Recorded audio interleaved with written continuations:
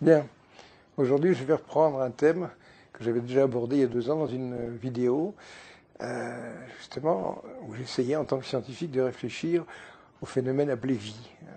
Cette vie qui se développe sur la planète Terre et qui s'est vraisemblablement développée sur un nombre considérable d'autres planètes. Et en observant ce phénomène avec un œil simplement phénoménologique, ce qu'on pouvait dire, c'est que la vie se développe en augmentant sa complexité et en développant son champ relationnel. D'ailleurs, les deux sont liés. Quand on peut augmenter son champ relationnel qu'en se complexifiant, et en se complexifiant, on augmente son champ relationnel. On est plus compliqué que les premières cellules, que les premières méduses, et puis tout ce développement-là, tout d'un coup, passe par l'émergence de quelque chose d'étrange, c'est la technologie. Or, tout le monde sait que les animaux ont des technologies très, très primitives. Regardez par exemple, il y a des crabes qui sécrètent du mucus et qui se mettent des objets artificiels, des bouts de coquillage sur la carapace pour échapper aux prédateurs, enfin, etc., etc. Ça, c'est développé dans la vidéo précédente. Je vais pas reprendre tout ça. Donc, moi, je considère qu'il y a une sorte de continuité et que la technologie, c'est une sorte d'extension du vivant. Par exemple, le simple fait d'écrire, c'est une mémoire externe. Ça permet d'ailleurs de communiquer avec des gens dans le futur. Puisque quand on écrit quelque chose, ce sera lu par les générations à venir. C'est assez amusant, des choses de ce genre, quoi. Bon, quand on réfléchit à tout ça. Et l'homme a conquis le maximum de niches écologiques possibles. Il reste quand même des êtres vivants qui lui donnent le pion, sont les microbes. Ça, il ne maîtrise pas du tout les situations. Et là encore, on est confronté à une prise de position, et il y a des scientifiques qui la prennent. Est-ce que cette extension du champ relationnel, ça s'arrête au système solaire, ou est-ce que ça continue plus loin ? Donc, ça arrête au système solaire. D'ailleurs, on commence à peine à faire des pisseaux de puce. À 2 jours de voyage, on arrive à envoyer des gens sur la Lune. Pour aller sur Pluton, il faudrait 9 ans, 9 années de voyage pour une sonde de quelques centaines de kilos. Donc on imagine mal le temps qu'il nous faudra avec une propulsion conventionnelle pour atteindre ces confins du système solaire. Or, ces confins du système solaire, ce sont des distances qui sont le 10 millième de la distance correspondant à la plus proche étoile, Alpha du Centaure. Donc si nos plus proches voisins sont à 10, 15, 20 années-lumière, la plupart des scientifiques disent, voilà, on est arrivé à une conclusion, c'est pas possible. Bon, vous savez très bien que dans les décennies précédentes, parce que c'est même pas les siècles, il y a des gens qui prétendaient que les plus lourds ne pouvaient pas voler, par exemple. Il y avait des tas de choses comme ça qui ont été imaginées. C'était Poincaré avait dit d'ailleurs, on ne me fera jamais croire qu'on pourra détruire une ville avec une livre de matière. En fait, on a fait ça très bien, quoi. Donc, même je voudrais dire la chose suivante, c'est que quand on se situe à une époque donnée, et quand tout d'un coup on est placé face à l'état de l'art, à l'état de la technologie, eh bien on peut, disons un extraterrestre qui viendrait sur Terre, arrive par exemple en 1822, et il voit un Anglais très sympathique, M. Barlow, qui a inventé la fameuse roue de Barlow. Vous savez, et la roue de Barlow, vous la voyez tourner dans vos compteurs électriques, très lentement, comme ça. Donc on ne peut pas dire que ces roues-là serviraient à la motorisation. Donc quand il a fait son expérience, il avait une belle roue qui tournait très doucement, comme ça. Et imaginez quelqu'un qui arrive et qui dit, vous savez, dans 80 ans, on pourra dépasser 100 km/h avec des moteurs électriques. Les gens diraient, ça va pas à la tête, vous avez vu un petit peu, c'est un jouet, un truc comme ça. Et en fait, effectivement, en 1899, avant même le 1900, eh bien, il y a un Belge qui s'appelle Genassi qui a construit une voiture électrique qui emmenait son énergie électrique dans des batteries au plomb qui venaient d'être inventées. Alors évidemment, ça marchait pas très longtemps, mais il a atteint 100 km/h. La voiture était très profilée, tout ça. Et Genadzi avait réellement cru qu'on allait remplacer les fiacres par des voitures électriques. Donc là, de ce côté-là, il avait fait une mauvaise prédiction. Mais vous voyez, 80 ans, on se projette 80 ans avant, vous regardez la route Barlow et vous dites aux gens, un jour on va rouler à 100 km/h, personne ne vous croit, quoi. Bon. Prenez un autre exemple, on est en 1904, et puis nous venons d'assister au premier vol des frères Wright. Donc on voit cette espèce d'assemblage de bois, de toile, de ficelle, propulsé par un petit moteur de rien du tout, qui arrive à volter comme ça. Et à ce moment-là, notre extraterrestre arrive et dit, vous savez, dans 44 ans, vous allez passer la vitesse du son. Et puis, vous allez traverser les océans, les continents. Est-ce que vous imaginez un truc pareil? Bon, voilà. Alors, là, je dirais, imaginez la prédiction suivante. Nous sommes en 1945. Les terriens viennent faire exploser leur première bombe atomique. Ils ont libéré l'énergie nucléaire. Et quelqu'un pourrait faire la prédiction, dans 2 siècles, vous comprendrez comment on peut faire des voyages interstellaires, quelle est cette technologie, vous la mettrez en œuvre. Personne ne vous croirait. Donc, vous voyez, moi je pense que lorsqu'effectivement on a mis le doigt sur cette manipulation de la matière, parce que le nucléaire, c'est jamais que de la chimie des noyaux. C'est-à-dire qu'on commence à jouer avec la matière, et là, on l'a transformée en énergie. Mais je pense qu'on peut faire des tas de choses avec le matière, on peut l'inverser, on peut inverser la charge, on peut faire plein de choses. Et ça, c'est une chose qu'on va découvrir. Et de même, notre conception du cosmos va devoir changer. Personnellement, moi j'ai déjà publié plusieurs articles là-dessus depuis 40 ans que je travaille sur le sujet. Je pense que l'univers a une structure géométrique différente de celle qu'on lui croit devoir posséder actuellement. Comment dire, en schématisant, je dirais c'est un peu comme s'il avait un endroit et un envers, quoi. Alors si j'avais préparé mon speech, j'aurais une feuille de papier avec un quadrillage. D'un côté, il y aurait un quadrillage très serré, de l'autre côté, il y a un quadrillage plus large. Et ce quadrillage, c'est une façon de mesurer, quoi. Disons que si on ne vous dit pas que ce sont des centimètres, des millimètres, eh bien qu'on vous dit quelle est la distance entre A et B, d'un côté, vous allez avoir 10, de l'autre côté, vous allez avoir 100 ou 1000. Enfin, ça dépend de la façon dont les mailles sont serrées. Donc, une situation comme celle-là, un mathématicien dira qu'elle est bimétrique. Métrique, ça vient de métron en grec, qui veut dire je mesure. Donc, c'est un univers où il y a 2 distances différentes, complètement différentes. Comment est-ce possible? Simplement, ce genre de spéculation explique plein de choses. Actuellement, l'astrophysique, la cosmologie et la physique théorique connaissent une crise sérieuse. Je veux dire que ne pas penser ça, c'est vraiment être aveugle. Je veux dire que nous sommes entrés dans une dark science, dans une époque sombre. Époque sombre, nous avons la matière sombre, nous avons l'énergie sombre, et puis toute la pensée, même scientifique, est sombre, quoi. Elle est sombre au sens où, quand on explique les phénomènes, on les explique de manière ad hoc, quoi. C'est extraordinaire. Moi, je ne vais pas vous faire un exposé là-dessus. Vous avez votre propre opinion. Si vous pensez que la science connaît actuellement une accélération fantastique, la technologie, oui, c'est certain. En face de moi, j'ai une caméra vidéo qui ressemble à un paquet de cigarettes, quoi. Alors qu'il y a 30 ans, c'était un truc qui pesait le poids d'une valise pleine, quoi. C'est quand même très spectaculaire. Mais question de la science fondamentale, je suis vraiment dans la panade. Par exemple, il y a quelques mois, j'ai vu une émission sur Arte qui était consacrée à l'énergie noire. Et on voyait des gens, par exemple, qui travaillaient pour détecter des astroparticules.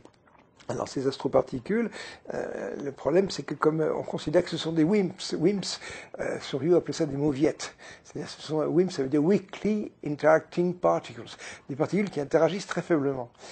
Donc si elles interagissent très faiblement, elles risquent d'être confondues avec le rayon cosmique, avec le bruit de fond. Donc il faut se protéger du bruit de fond cosmique. On pourra expliquer d'ailleurs d'où vient ce bruit de fond une autre fois. Bon. Et là, il y a plusieurs façons de faire. La première, il y a des gens qui s'enterrent dans les mines. Par exemple, il y a des braves gens qui prennent l'ascenseur tous les jours. Ils descendent à 700 mètres de profondeur. Vous imaginez le temps que ça prend dans une mine de fer désaffectée. Et alors en bas, ils ont des installations de capture de ces fameuses astroparticules. Et puis quand ils veulent se détendre, par exemple, qu'est-ce qu'il leur reste? Une table de ping-pong. Je vous assure que faire une carrière à chercher des astroparticules dans les mines, je ne souhaiterais pas ça à mon pire ennemi. Ça doit être vraiment, surtout quand les types ne trouvent rien, quoi. C'est épouvantable. Alors la seconde solution, qui est quand même un peu moins stressante, il y a un Français qui a installé son laboratoire dans le tunnel, je crois, du Mont-Cenis, quelque chose comme ça. Alors lui, ça lui met 1700 mètres de roche au-dessus de la tête. Et évidemment, avec une voiture, on peut quand même sortir du tunnel quand vraiment ça va trop mal, quoi. Et là, ils ont installé leur système de captation. Je donne un petit mot là-dessus, parce que comment on envisage de mettre en évidence ces astroparticules? Eh bien, à ce moment-là, il y a un assemblage cristallin qui est dans un système qui est un calorimètre, et une collision avec des astroparticules donnerait un accroissement de température d'un millionième de degré. Ce qui fait que quand votre laboratoire est installé, vous fermez la porte pendant un an. Parce que si jamais il y a une souris qui rentre, ou si quelqu'un pète, ou n'importe quoi, vous perturbez la mesure. Donc, c'est des mesures, tous les ans, on rouvre, on regarde ce que ça donne. Alors, lui, il est dans son tunnel, et il y a aussi une brave Italienne qui est aussi dans son tunnel, sous le Grand Sasso. Et elle, c'est pareil, je crois qu'elle utilise du xénon, enfin c'est pareil. Et ils attendent ça fait penser au désert des Tartares, vous savez, on attend l'événement, quoi, c'est terrible. Et il y a une phrase merveilleuse que dit le Français, que je me permets de reproduire, il dit « Comme ça fait 22 ans qu'on attend, on ne doit pas être loin ». Extraordinaire. Moi, je pense qu'ils trouveront rien. Et en plus, il y a une troisième version de cette recherche qui consiste à installer un détecteur de rayons gamma dans la station spatiale, la station spatiale internationale, l'ISS, quoi. Donc pour ça, il y a un prix Nobel, il y a 600 chercheurs et techniciens et 2 milliards de dollars. Et on a installé un machin qui est là et qui va chercher. Et pour le moment, il n'y a rien. Et je pense qu'il n'y aura rien. Il n'y aura rien. Pourquoi? Mais parce que, ça je développe ça dans une autre vidéo, ce serait trop compliqué, parce que justement, ces objets invisibles de l'univers, ils ont une masse négative, ils sont chassés par notre système solaire. Alors on pourrait dire, vous savez où il faut mettre votre laboratoire? Entre les galaxies. Eh bien, là, même pas. C'est comme ils interagissent seulement par la gravitation, il faudrait avoir un laboratoire gravitationnel entre les galaxies. C'est compliqué, quoi. Donc, moi, je fais cette prédiction, nous sommes en 2015, ces laboratoires souterrains, il n'en sortira rien. C'est quand même grave, un truc pareil. Bon, il n'en sortira rien parce que, justement, notre univers fonctionne avec des masses positives et négatives, et ces masses négatives, c'est ça qui provoque son accélération qu'on a pu constater à partir de 1998. Donc, autrement dit, il y a une modification profonde de la structure de l'univers qui est en cours. Bon, moi, j'espère, je ne sais pas si j'arriverai à être entendu, mais un jour, tout le monde remettra ça en question. On ne peut pas continuer à expliquer, comment dire, les phénomènes astrophysiques avec des mots. L'énergie noire, vous vous rendez compte? Il y avait la matière sombre. Déjà, la matière sombre, c'était pas mal. Les gens ont envie de dire, ça finira par s'habituer à la matière sombre, c'est tout. X% de l'univers nous échappe. Puis un jour, hop, on s'aperçoit que l'univers accélère. Et là, il ne peut accélérer qu'avec une pression négative. Et à ce moment-là, on va chercher l'énergie noire. Alors ça, il y a un livre qui est sorti sur l'énergie noire. Il y a une quinzaine de thèses sur la nature de ce truc-là. On dirait du Pierre Dac. Moi, ça me fait rire, quoi. Je veux dire, la quintessence, c'est presque des trucs tricotés avec des super cordes, que c'est formidable. Bon, moi, je pense que c'est pas ça. Je pense que c'est de la masse négative. Donc, l'univers, il a cette structure curieuse, c'est que il est majoritairement constitué de masse négative, une masse négative qu'on ne voit pas, parce que les masses négatives, elles émettent des photons d'énergie négative, et peut-être vous êtes capable de capter des photons d'énergie négative, mais moi pas, et nos appareils, notre vidéo, là, ne capte pas non plus. Bon. Alors, si je revenais justement à cette magnifique feuille de papier que j'aurais dû préparer et que je n'ai pas, et que vous pouvez imaginer, eh bien, à ce moment-là, quand vous avez cette feuille de papier, et que vous la retournez, faites-la chez vous, vous avez un premier quadrillage, un second quadrillage. Alors, dans un endroit, il y a beaucoup de lignes, mais les carreaux sont très petits. Et dans l'autre, il y a peu de lignes, mais les carreaux sont très grands. Eh bien, imaginez que la taille des carreaux, ce soit la distance que vous franchissez par seconde. Par exemple, ça correspond à la vitesse de la lumière. Donc là, vous avez une image didactique qui est pas trop mauvaise. C'est que plus les distances sont grandes, plus la vitesse de la lumière est petite. Donc inversement, si vous arrivez à inverser la masse d'un véhicule et de ses passagers, eh bien à ce moment-là, vous aurez une distance à franchir qui sera plus courte, et en plus, vous aurez une limitation luminique qui sera plus grande. Bon, actuellement, les scientifiques les plus réfractaires finissent quand même par admettre que y a énormément de planètes habitables dans le cosmos. Je crois que Science et Vie avait titré il y a 1 ou 2 ans, maintenant on ne recherche plus les planètes habitables, une planète habitée. Alors qu'est-ce que c'est qu'une planète qui possède la vie? Eh bien c'est une planète qui aura une atmosphère dans laquelle il y aura l'oxygène et l'état libre. Parce que, bon, si on prend l'exemple de la Terre, il y a vraisemblablement le modèle terrestre, je crois que ça doit commencer à être un petit peu le standard de l'évolution de la vie. La Terre commence par cracher son atmosphère primitive, les volcans crachent du gaz carbonique, ils ne crachent pas d'oxygène, la vapeur d'eau, des choses comme ça, le nitrite sulfureux. Puis alors après, il y a l'eau des océans. Bon, l'eau des océans, elle va peut-être des comètes. Donc les comètes apportent de l'eau, on a des masses liquides. Dans cette masse liquide apparaît la vie, et cette vie, ces algues bleues, ces cyanobactéries, commencent à fabriquer l'oxygène à l'état libre.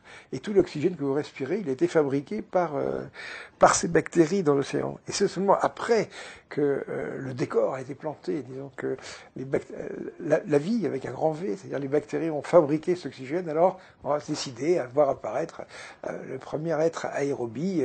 On a des idées là-dessus, vous voyez, ces espèces de bestioles qui ressemblent à, je sais pas moi, des salamandres, comme ça, il y a des tas d'animaux comme ça qui ont des respirations cutanées, qui ont des branchies, un petit peu des mini-poumons. Bon, ok, on prend place sur Terre et tout ça, et la grande aventure est lancée. Donc, à ce moment-là, si la vie existe sur une autre planète, il y a de l'oxygène. Et l'oxygène, comment est-ce qu'on peut le détecter? Eh bien, vous avez un astre solaire, stellaire derrière, qui émet de la lumière, et cette lumière va être interceptée par la fine couche atmosphérique. Mais cette interception passera par des raies d'absorption de l'oxygène, et un jour, vous trouverez dans les manchettes des journaux, on a découvert de l'oxygène à l'état libre sur une planète, donc il y a la vie. Alors la vie, à quel niveau? Alors, on n'en sait rien. Ça peut être des bactéries, ou ça peut être des gens vis-à-vis de qui on est vraiment des singes. C'est ça qui est extraordinaire, c'est que là aussi, c'est très dur pour les êtres humains d'envisager que nous soyons peut-être qu'un instant dans l'évolution cosmique, quoi. Alors effectivement, on sait tout ce qui précède. On peut jeter un œil vers le passé en imaginant des êtres plus primitifs. Mais là, imaginer des êtres vis-à-vis de qui nous soyons des primitifs, ça c'est difficile, quoi. Bon. Alors donc, ce que je dirais, c'est que moi, je pense que l'évolution d'une planète normale, hein, c'est donc de voir la vie se développer, se complexifier, puis après, eh bien, un être apparaît, ça peut être un homme, je ne pense pas que Ah, il y a peut-être des planètes où il y a des reptiliens, j'en sais rien, parce qu'au fond, finalement, il y a des... regardez, il y a des reptiles qui marchent très bien, c'est les oiseaux, quoi. Ils sont issus des reptiles. Bon, fermons cette parenthèse, supposons que tout le monde soit mammalien, mais ce qui serait amusant d'ailleurs, c'est qu'imaginez une planète où la vie se développe à partir de marsupiaux, ne serait-ce que ça. À ce moment-là, les femmes ont leurs enfants dans une poche, et si vous allez sur cette planète pour leur vendre des soutiens-gorge, c'est foutu, parce qu'il n'y en a pas. Ils n'ont pas de tétés, d'ailleurs. Et il n'y a pas non plus de... Enfin bon, je ne vais pas insister sur les détails, comment pourrait-on dire, des organes sexuels de ces marsupiaux, parce que ce serait vraiment déborder un peu trop loin. Mais donc, cette vie se développe, et peut-être que le but, justement, c'est d'arriver à avoir une technologie, et d'arriver à comprendre comment fonctionne l'univers, et à fabriquer des machines qui puissent permettre ce voyage. Alors, il y a une chose, c'est que là, j'aborde un sujet extrêmement brûlant, puisque les scientifiques préfèrent considérer que c'est totalement non existant. Sommes-nous visités? Mon Dieu, quel sujet de scandale, quoi. Oui. Alors, ça veut dire qu'il y a des gens, peut-être, qui ont compris comment ça marchait. Et c'est là que les scientifiques disent ça n'est pas possible, car le voyage prendrait beaucoup trop de temps. Il faudrait 10 000 ans pour aller, 10 000 ans pour revenir, etc. Oui, d'accord, mais mettez-vous dans le passé, quoi. Imaginez que des gens arrivent chez les hommes préhistoriques en disant j'ai traversé 5000 kilomètres d'océan, personne n'y croirait. Hein, c'est pas possible. Vous vous rendez compte, avec une pagaie, il faudrait des mois. Donc à chaque fois, on profère des jugements avec sa propre technologie de l'époque. Et là, on pourrait faire une vidéo complète en expliquant toutes les sottises qu'on pourrait dire à toutes les époques, en disant que ceci est possible. Je vous parlais tout à l'heure des gens qui disaient qu'on pouvait, les plus lourds couleurs ne pouvaient pas voler, quoi. C'était démontré, voilà, etc. Bon, on peut pas tirer l'énergie de la matière à partir de rien, etc. Puisque rien ne se perd, rien ne se crée. Mais là, bon, si on possède donc cet atout technologique, d'abord il y a une chose, c'est que tout d'un coup, en 1945, quand on se met à maîtriser l'énergie nucléaire, quelque chose a l'air de se passer. Tout simplement parce qu'on a fait un saut technologique. Il ne faut pas s'imaginer, par exemple, qu'on gagnera les autres planètes avec des fusées. Les fusées, c'est la marine à voile, quoi. C'est ridicule. Même avec les fusées les plus performantes. Je pense un peu comment dire, aux essais de la science-fiction des années 50. Justement, comme on avait l'atome, alors on parlait de fusée atomique. Donc il y avait des beaux dessins sur les couvertures des revues de fiction avec des fusées atomiques. Non, c'est pas des fusées, quoi. C'est pas des fusées. Je dirais même qu'il n'y a pas de moteur. Enfin, ça c'est un autre sujet. Alors, effectivement, j'ai peut-être raison en disant 1945, 2 siècles plus tard, normalement, on maîtrise la structure du cosmos, on est capable de fabriquer des véhicules qui inversent leur masse, et à ce moment-là, on a une limitation de vitesse qui change complètement, quoi. On est vraiment sur l'autoroute, quoi. Voilà. Donc peut-être que les voyages vers les autres planètes ne sont pas instantanés, quoi. Ces histoires de portes cosmiques, ça c'est de la science-fiction, mais j'ai décrit dans un article paru dans Modern Physics Letters A un peu comment j'imaginais cette possibilité de voyager. C'est assez amusant, et justement du fait qu'il y a 2 métriques, qu'il y a 2 faces d'univers. Alors effectivement, s'il y a ces 2 faces d'univers, ces astroparticules à masse négative, on ne les voit pas, puisqu'elles n'émettent pas de photons. Donc si vous êtes dans un véhicule et que vous inversez sa masse, hop, je ne le voyais plus. Alors maintenant, on pourrait dire c'est formidable, la science, nous avons ça devant nous.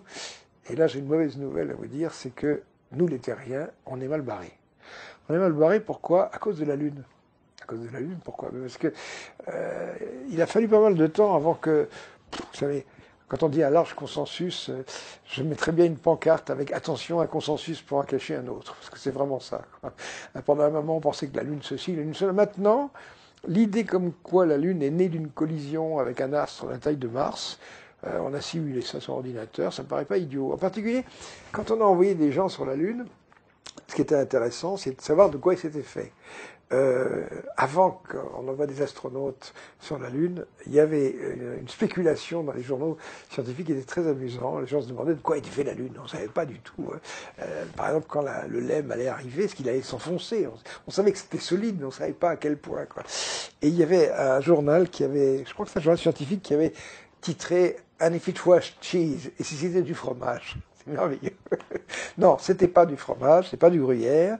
Et en fait, en arrivant sur la Lune, qu'est-ce qu'on a trouvé? On a trouvé des roches tout à fait banales, du basalte, des choses comme ça. C'est donc comme la croûte terrestre. Donc l'idée comme quoi la Lune est un morceau de la croûte terrestre qui a été arraché lors de cette collision, ben, c'est pas idiot, quoi. Et qu'est-ce qui est devenu cet astre qui nous a percuté? Ben, il a coulé au centre, tranquille. Donc c'est notre noyau solide. Vous savez que la Terre a un noyau dur sur lequel se réfléchissent les ondes sismiques. C'est comme ça qu'on connaît sa profondeur, sa densité et tout ça. Et alors là, ben, la Lune est créée. Il y a un éjecta, et même à ce moment-là, par simulation, on montre que cette espèce de bouse de vache qui nous quitte, tout d'un coup, arrive à devenir à peu près sphérique assez rapidement, et puis ça devient un satellite. Et ce satellite, il y a des choses amusantes aussi à savoir, c'est que il n'est pas très grand, il tourne, hein, et puis en tournant, comme il y a un certain balourd, eh bien la Lune tourne, hop, hop, hop, et puis ça ralentit, la rotation se ralentit. Et puis il y a un moment, il y a un jour, où la rotation s'est arrêtée, elle est repartie dans l'autre sens. Et à ce moment-là, ben, la Lune, au lieu de tourner, ben, lentement, elle est arrivée à un maximum, et elle est repartie dans le sens inverse. Et encore une fois, à cause des effets de marée, ce mouvement d'oscillation a fini par s'amortir, et maintenant vous avez un phénomène que les astronomes appellent la libration, c'est-à-dire que la Lune nous montre plus que sa face visible, un peu, elle tourne un petit peu, elle a encore... Et alors, aussi une chose, c'est que la Lune s'éloigne de la Terre. Imaginez, vous prenez un cheval dans un manège et vous prenez la longe. Si vous le tirez comme ça, vous allez l'accélérer. Bon, bah, la Terre, il faudrait expliquer ça avec des dessins, ce serait mieux. Elle accélère la rotation lunaire et à ce moment-là, la Lune s'éloigne de 4 cm par an. Donc elle s'éloigne comme ça. Bon, on pourrait dire, voilà, bah, c'est bien, maintenant on a un satellite. Et puis ce satellite, eh bien, il crée des marées. Hein, voilà. Des marées marines, d'ailleurs, mais il y a aussi des marées terrestres. C'est-à-dire que la surface du sol, c'est pas considéré comme un roc. Hein. Ça se soulève de 50 cm par jour et ça descend. Donc il y a une sorte de marée terrestre. On n'en parle pas beaucoup parce qu'on la sent pas vraiment, quoi. Mais il y a une chose, c'est que quand vous prenez cet astre de la taille de Mars, il a une masse m, il arrive avec une vitesse v, et alors, il a une énergie cinétique admise de mv2. Et cette énergie cinétique, il faut bien la dissiper. Et cette énergie, qu'est-ce qu'elle fait? Elle réchauffe le magma terrestre. Et quand on regarde les planètes telluriques, les planètes solides du système solaire, vous prenez Mars, vous prenez Mercure, vous prenez Vénus, tout le monde a du magma, la Lune aussi. Mais tout ça, c'est calme, ça bouge plus. C'est calme parce qu'il n'y a plus de sismicité. Hein. Alors que la Terre a une sismicité. Elle a même une chose qui permettrait de voir de loin qui est effectivement un magma actif. Ce magma actif, il a brisé le continent initial, le Gondwana. Hein. Et donc, à ce moment-là, quand vous regardez entre l'Amérique et l'Afrique, vous avez une fracture centrale qu'on appelle la dorsale médio-océanique. En fait, vous voyez, c'est comme une cicatrice sur laquelle on tire et qui n'en finit plus de cicatriser. Dès que c'est cicatrisé, hop, de nouveau, ça craque, ça craque, ça craque. Ben, il n'y a pas de dorsale médio-océanique sur les autres planètes. Donc, il n'y a pas de dérive des continents, donc c'est relativement calme. Donc ça crée des océans qui constituent déjà des barrières pour les espèces vivantes. Mais les plus importantes, c'est que lorsque cette tectonique de plaques joue, ça amène les plaques à entrer en collision et ça crée des chaînes de montagnes. Alors la création des chaînes de montagnes, il y a une façon très simple de l'imaginer. Imaginez la débâcle des eaux l'hiver. Vous avez la Neva, par exemple, avec des plaques de glace comme ça. Et ces plaques de glace, elles se chevauchent. Puis de ci, par exemple, il a neigé. Eh bien, quand vous avez une plaque qui monte sur l'autre, elle va pousser cette matière pour en faire une espèce de... Eh bien, regardez par exemple la carte. Vous avez ces Italiens, eh bien, ils nous rentrent dedans. Hein. Vous avez bien vu, la botte italienne est en train de nous faire très mal, quoi. Disons que ça donne le plissement alpin, quoi. Et même, vous savez peut-être aussi que les Indiens se sont détachés sans crier gare du sud-est de l'Afrique et ont traversé tout l'océan Indien pour venir percuter la Mongolie. Ça donne l'Himalaya. Bon, alors, ok. Donc, autrement dit, les collisions entre les plaques tectoniques, ça crée les montagnes. Et alors, il y a une chose que j'ai appris relativement récemment, c'est assez intéressant, c'est que il y a l'érosion, bien sûr. Et savez-vous combien de temps il faudrait pour que l'érosion, les pluies, il n'y a pas que les pluies, vous savez, en montagne, vous avez une érosion terrible avec les glaciers, ça frotte dur les glaciers. Hein. Et puis, non seulement vous avez ça, mais vous avez une fissuration des montagnes, l'eau se met dedans, et après la nuit, le jour ça gèle, tac, ça casse encore. Si vous avez fait de la haute montagne, moi j'en ai fait, eh bien, pourquoi est-ce que les alpinistes grimpent très tôt le matin? Parce qu'à partir du 11h du matin, le soleil commence à donner, à ce moment-là, il y a des pierres qui vous dégringolent dessus. Voilà. Donc, si vous voulez, l'érosion de la montagne c'est quelque chose d'extrêmement vivant. Et si, tout d'un coup, on arrêtait la tectonique des plaques, si on disait, on refroidissait le magma d'un coup de baguette magique, eh bien, des chaînes de montagnes comme les Alpes et l'Himalaya, bon, ça durerait entre 10 et 100 millions d'années. C'est pas tellement. Hein. Je veux dire qu'il n'y aurait plus rien. Alors, il n'y aurait plus rien et ce serait érodé. Hein. Et sur les autres planètes, eh bien, il n'y a pas de montagne. Il y a une chose, c'est que quand les extraterrestres viennent chez nous, vous savez pourquoi ils viennent?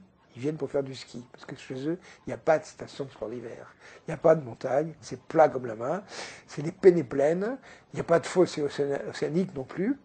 Et donc si on revient à ce thème, cette image du Gondwana, du continent primitif, qui à ce moment-là est plat comme la main, quoi. Les reliefs, c'est comme l'Irlande, quoi. Vraiment, il n'y a rien à escalader, quoi.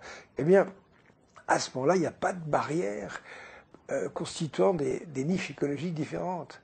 Donc, autrement dit, l'idée, c'est que sur les autres planètes, il y a des centaines de fois moins d'espèces, tout règne confondu, hein, végétal, animal, que chez nous. C'est pour ça qu'on est très intéressant, on est à zoo, nous. Hein. Vous vous rendez compte, arriver sur une planète où il y a 500 fois plus d'espèces. Mais non seulement il y a 500 fois plus d'espèces, mais il y a 500 fois plus de civilisations humaines. Si on revient donc sur... Imaginons qu'on n'ait pas pris cet astre dans la poire qui a créé la Lune, on n'aurait pas de satellite. Ce qui était assez amusant, c'est que il y a 20 ou 30 ans, les gens qui étaient des spécialistes de la théorie mathématique du chaos disaient que la vie ne pouvait pas exister sur les planètes qui n'avaient pas de satellite. Pourquoi? Parce qu'ils avaient inventé que la Terre basculerait sur son axe, etc. C'est des foutaises, un truc comme ça. Ils avaient oublié le processus dissipatif dans la Terre. Fermons la parenthèse. Donc, autrement dit, on peut très bien avoir une vie développée sans avoir de satellite. Bon. Et à ce moment-là, s'il n'y a pas eu de satellite, la planète est plate, la vie se développe, et puis on arrive à l'émergence peut-être d'humanoïdes, en tout cas d'êtres dotés d'intelligence, de technologie. Et quand on habite à un endroit aussi désertique, où il n'y a pas de barrière, d'abord, il n'y a qu'un seul langage. Pourquoi en avoir 550 ou nous on a beaucoup plus que ça. Les gens parlent des langages différents. Donc le même langage, la même culture, des conflits, tribaux, mais très localisés, quoi. Hein. Et puis après, peut-être une histoire chaotique. Il y a un moment, après éventuellement, il y a un épisode dramatique, une dictature, quelque chose comme ça. On se dit, bon, si on se calmait, quoi. Hein. Si on se calmait. Et puis ça peut intervenir avant l'émergence de ces technologies lourdes, comme le nucléaire. Parce que le nucléaire, c'est affreusement dangereux. C'est épouvantablement dangereux sur le plan militaire, même sur le plan civil. Et là, on continue à partir d'une histoire comme ça. Et moi, sur le nucléaire, j'aurais tellement de choses à vous dire, sans moi de votre foi. Mais disons que, là encore, sur le nucléaire, les gens sont en train de dire où en serons-nous dans la technologie des centrales nucléaires dans un siècle. Mais dans un siècle, il n'y aura plus, il y a autre chose. Alors, imaginons justement que la Terre n'ait pas été percutée par cet astre qui a donné naissance à la Lune. Bon, on n'aurait pas de satellite, on n'aurait pas de pleine Lune, des choses comme ça. Bon. Ceci étant, il y a des gens, il y a 20, 30 ans, qu'on appelait les théoriciens de la théorie du chaos, qui pensaient que pour que la vie se développe, il fallait absolument que la Terre ait un satellite. Et en fait, dans cette théorie, ils considéraient la Terre comme une sphère d'acier entièrement rigide, comme une boule de pétanque, quoi. En fait, c'est pas du tout ça. La sphère ayant une certaine élasticité, je dirais même plutôt, je vous disais tout à l'heure que quand la Lune passait, elle arrive à soulever la surface terrestre de 50 cm. La Terre, il faudrait presque la voir comme une goutte liquide, quoi. C'est tout. C'est très fluide, une planète. Hein. Il n'y a pas de bloc de roche comme ça. Bon. Bien, à ce moment-là, il n'y a pas d'astre des nuits, il n'y a pas de lune, la vie se développe, et puis on passe par tous les règnes possibles imaginables. Il y a une ethnie qui se met à maîtriser la technologie. Avec ça, on fait des armes, avec ça, on maîtrise et on pulvérise éventuellement les autres espèces, mais peut-être qu'on finit par se calmer au bout d'un certain temps. Et on peut imaginer qu'à ce moment-là, lorsqu'apparaissent des technologies lourdes comme le nucléaire, eh bien, l'envie de s'entretuer est passée. Regardez, par exemple, quand vous prenez l'histoire européenne, c'est effrayant. C'est une suite ininterrompue de conflits, de traités, de batailles. Les gens s'entretuent pendant des siècles, des millénaires.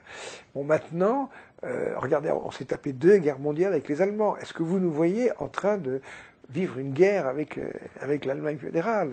C'est complètement absurde. Ou avec les Italiens, ou avec les Espagnols.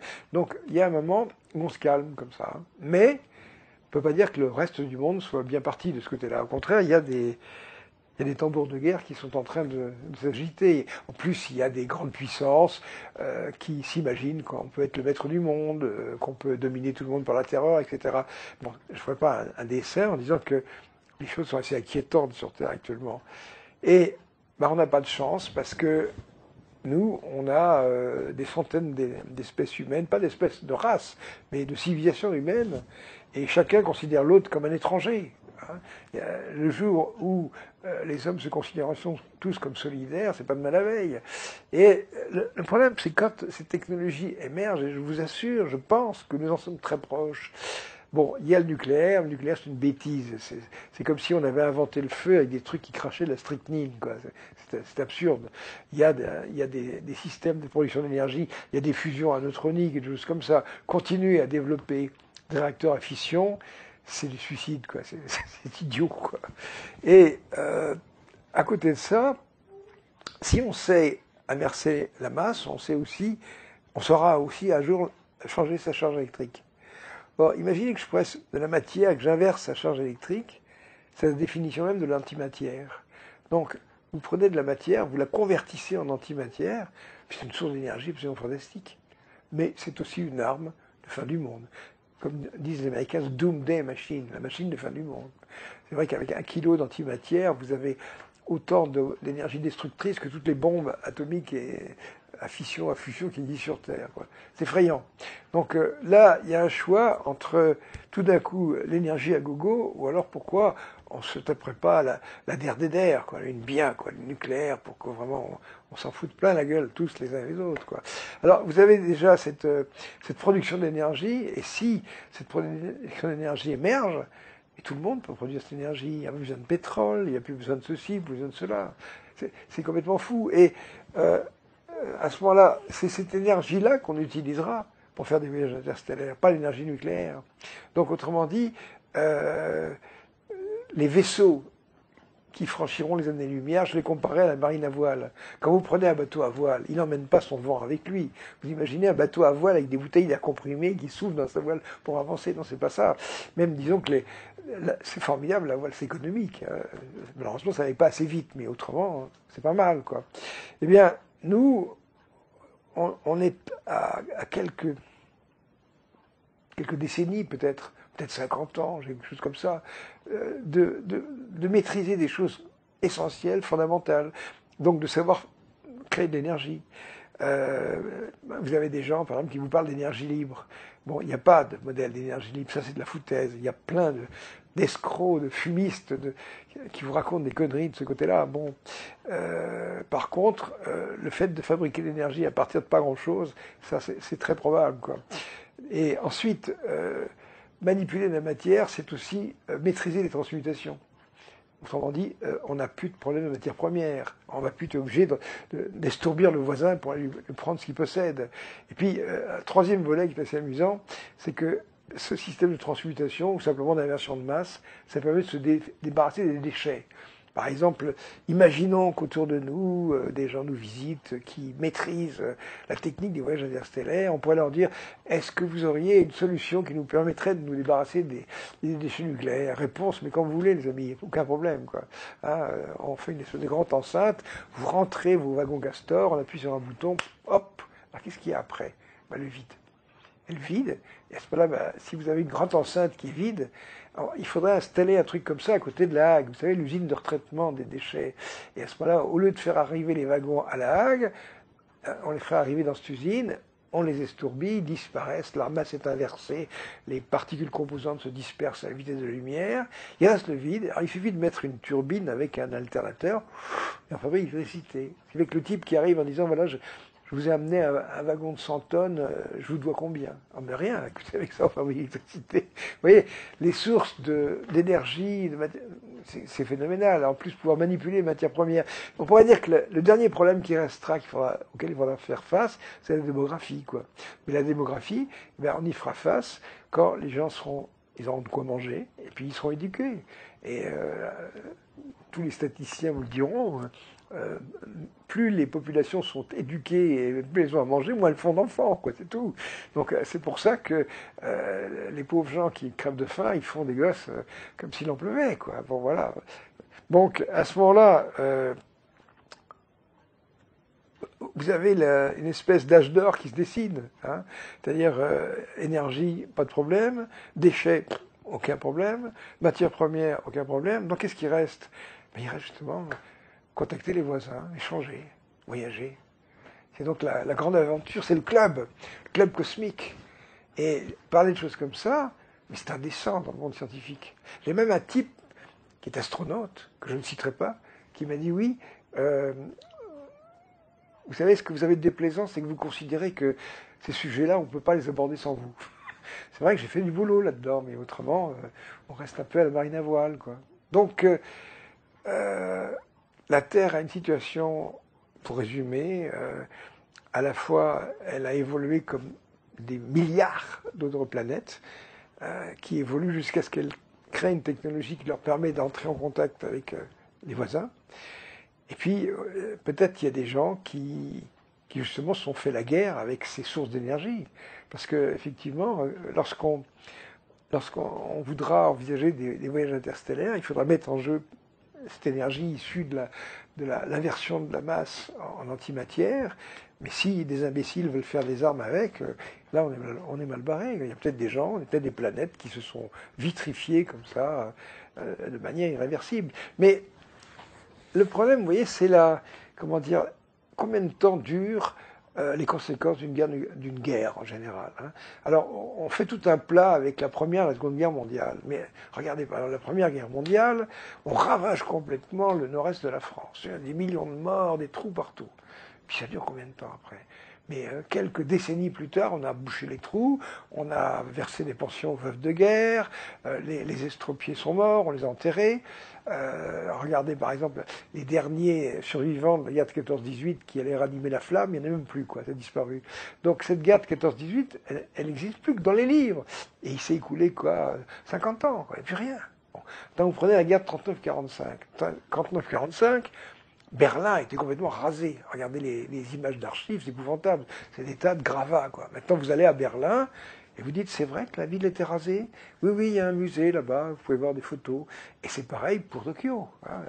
Tokyo, il y a certainement un musée du nucléaire, des bombardements, ou Hiroshima. Hiroshima, il y a un musée du nucléaire, mais je crois que la ville d'Hiroshima est entièrement construite. Donc c'est quoi? C'est 50 ans, c'est rien. Tandis que le jour on se paiera une bonne guerre nucléaire, mes amis. Là, on est bon pour 100 000 ans. C'est bien. C'est-à-dire que comment dire, les retombées catastrophiques de cette guerre dépasseront la durée de l'histoire humaine. Alors, c'est extraordinaire. C'est pour ça qu'il y a de quoi être inquiet, quoi, quand on voit ces terriens avec leur technologie. On ne peut pas dire qu'on ait fait des progrès dans... Vous savez, il y a une chose qui me donne le vertige, moi, c'est le manque de sens des responsabilités des scientifiques. Ils s'en foutent. D'abord, vous les achetez avec des promesses, simplement, ça suffit. Il n'y a même pas besoin de les payer. Il faut juste leur promettre quelque chose. Vous leur faites faire n'importe quoi dans le domaine des armements. Quand vous avez un laboratoire de physique français ou ailleurs, il y a toujours des contrats avec l'armée. L'armée, c'est le moteur du progrès, quoi. Regardez la guerre de 14-18, on est passé des trapanels aux avions de chasse, quoi. C'est extraordinaire, quoi. Donc l'armée, les scientifiques travaillent pour l'armée, puis ensuite, regardez, est-ce qu'on a beaucoup protesté pour les OGM? Mais non, enfin, tout s'arrange, tout finit par s'arranger. Le nucléaire, vous entendez des scientifiques? Vous savez, je suis allé en 2011 à une manifestation à Aix à propos du nucléaire. Je me suis aperçu que j'étais le seul scientifique, il n'y en avait aucun. Pourtant, il y a Marseille à côté. Franchement, faites une pétition, faites signer les gens.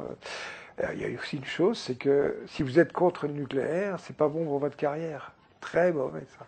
C'est vraiment le truc à flanquer une carrière en l'air.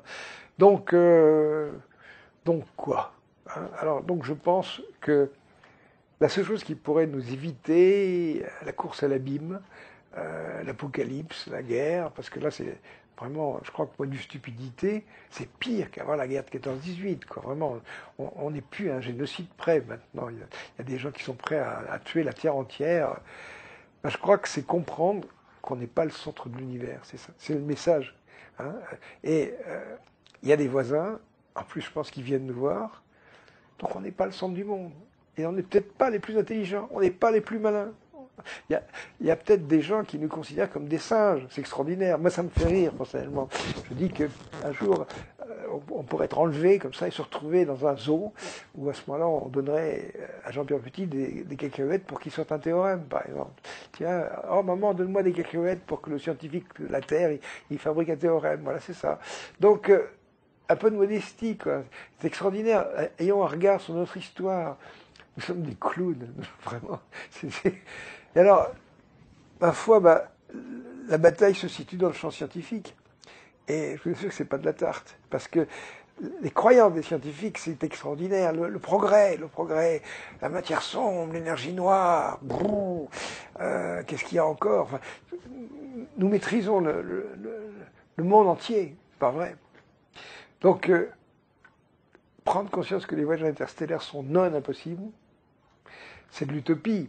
Ça créerait, comme disait un copain qui avait écrit un livre là-dessus, un ethnocide, ça crée un désordre considérable. Mais franchement, au point où on en est, je ne crois pas que ce désordre serait supérieur à ce qui nous attend si on a une guerre mondiale. Voilà, à la prochaine.